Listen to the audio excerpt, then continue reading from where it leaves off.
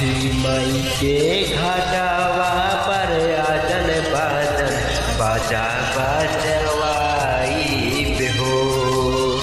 छठी मई के घाटवा पर आजन बाजन बाजा बजवाई हो। गोदिया में हुई है बालकवा आरग देवे आई हो।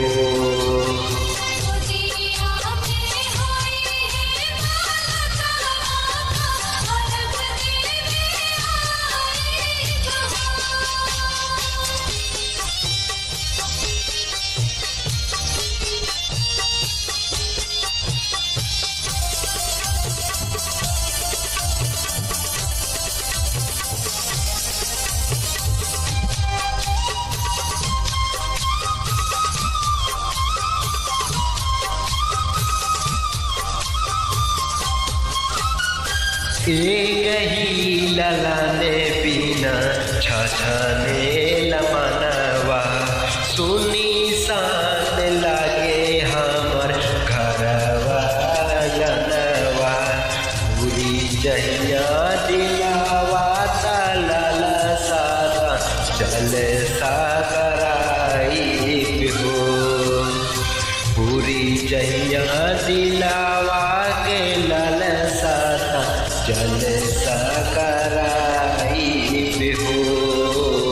गोदिया में हुई है बालकवा खुशी भरवाई हो।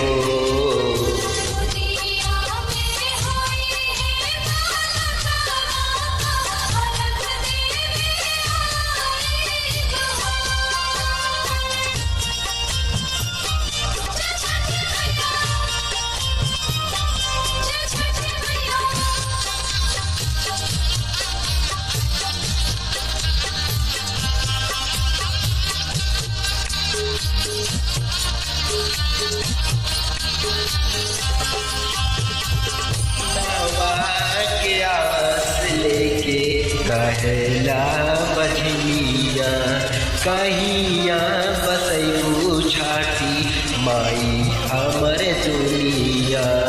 ऐसन सुनर फल पाईता सूरज को हराई हो।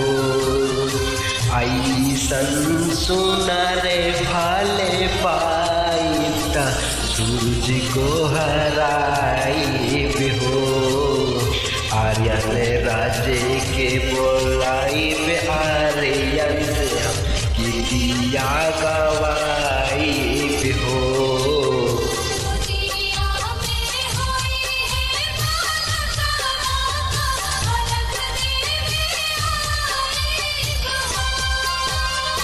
छठी मई के घाटवा पर आजन बाजन बाजा बजवाई हो। छठी मई के घाटवा पर आजन बाजन बाजा बजवाई हो। गोदिया में हुई है बालकवा आरग देवे आई हो।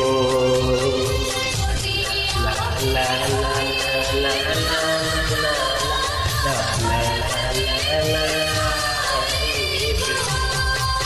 जय छठी।